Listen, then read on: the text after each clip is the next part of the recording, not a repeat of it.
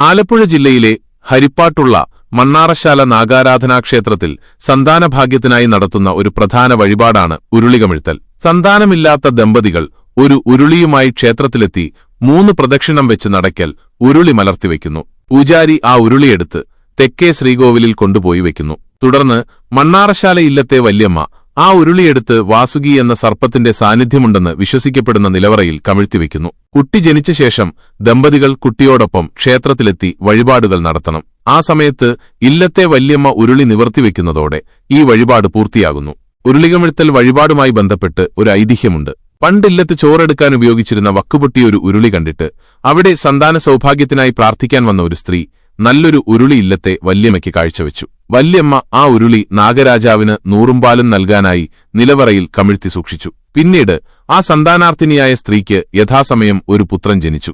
അന്നുമുതലാണ് ഉരുളി കമിഴ്ത്തൽ ഒരു പ്രധാന വഴിപാടായി മാറിയതെന്നാണ് വിശ്വാസം. ആദ്യമായി കമിഴ്ത്തിയ ഉരുളി ഇപ്പോഴും ഇല്ലത്തെ നിലവറയിൽ ഉണ്ടെന്ന് വിശ്വസിക്കപ്പെടുന്നു.